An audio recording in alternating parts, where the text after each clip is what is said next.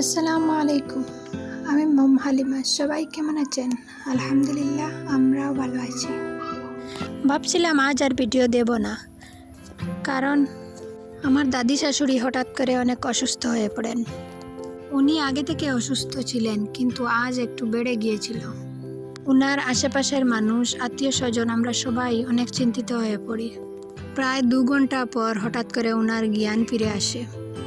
এখন আল্লাহর অশেষ কৃপা যে উনি এখন সুস্থ আছেন। রান্নাবান্না, খাওয়া দাওয়া সব কিছু ছেড়ে উনার পাশে গিয়ে বসেছিলাম। আমি এরকম অসুস্থ অবস্থায় কাউকে দেখিনি, একটু ভয় পেয়ে গিয়েছিলাম। উনি একটু সুস্থ হওয়ার পর ঘরে এসে রান্না করে নিচ্ছি। আজকে রান্না করব ফরাসের বিচির ডাল। এই ফরাসের বিচির ডালটা খেতে অনেক কষ্ট করতে হয়। প্রথমে ফরাসের বিচিটাকে ভেজে নিয়েছি, তারপরে গালচি আদি কুটে নিয়েছি, তারপরে বিচিটাকে সিদ্ধ করে নিয়েছি। সিদ্ধ করে এটাকে আবার পাটা দিয়ে বেটে নিয়েছি। এখন একটা প্রেসার কুকারে একটু পানি দিয়ে ডালটাকে হাত দিয়ে মেখে নিচ্ছি। তারপর 1 চামচ হলুদের গুঁড়া, 1 চামচ জিরার গুঁড়া, 1 চামচ ধনের গুঁড়া আর 1 চামচ মরিচের গুঁড়া দিয়ে ভালো করে চামচ দিয়ে গুলে নিচ্ছি। তারপরে পরিমাণ মতো পানি দিয়ে দিলাম। এখানে একটা টমেটো আর কাঁচামরিচ দিয়ে দিব। কাঁচামরিচগুলা একটু মাঝখান থেকে কেটে নিয়েছি। এখন এই ডালটাকে দাগ দেওয়ার পালা। একটা হাঁড়ি বসিয়ে পরিমাণ মতো তেল দিয়ে দিলাম। তারপরে এই তো পেঁয়াজ, রসুন, আদা বাটা দিয়ে দিব। দিয়ে ভালো করে নাড়াচাড়া করে নেব যতক্ষণ না এই পেঁয়াজ রসুনটাও পাটা দিয়ে বেটে নিয়েছি। আজ সব কিছু পাটা দিয়ে বেটে রান্না করছি।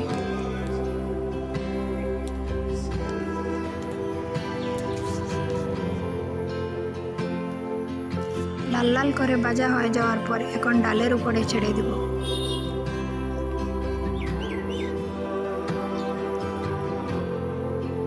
তারপর এই প্রেসার কুকারটা গ্যাসের চুলায় বসিয়ে দেব।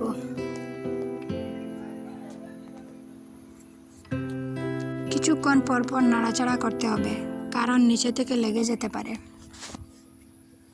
এখন এই ছোটো মাছগুলোও দিয়ে দেব। কষ্ট করলে কি হবে, এই ডালটা খেতে অনেক মজা হয়, মসুরি ডাল থেকেও মজা। তো এই তো আমার ডালটা রান্না করা হয়ে গেছে। তো এখন আমি একটা ভর্তা করে নেব। শুধু ডাল দিয়ে তো আর ভাত খাওয়া যাবে না, সাথে একটা ভর্তা করে নিচ্ছি। একটা টমেটো 2 ভাগ করে পুড়ে নিয়েছি, আর সাথে আলু আর কাঁচা লঙ্কা ভেজে নিয়েছি, সাথে কাঁচা পেঁয়াজ। ভর্তাটাকে গরম গরম মেখে নিচ্ছি। তো দেখো আমার ভর্তাটাও রেডি হয়ে গেল।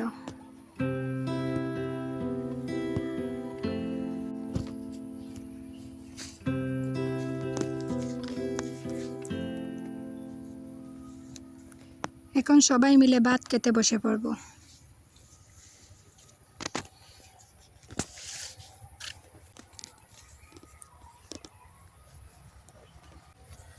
সকালবেলা যে কাপড়গুলা রোদে দিয়েছিলাম, এগুলাকে এখন তুলে আনছি।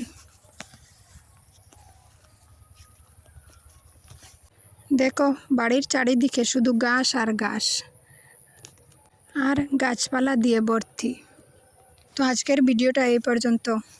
ভালো লাগলে একটা লাইক করবেন, আর এরকম ভিডিও দেখতে চাইলে আমার চ্যানেলটাকে সাবস্ক্রাইব করে রাখতে পারেন। আল্লাহ হাফিজ। আসসালামু আলাইকুম।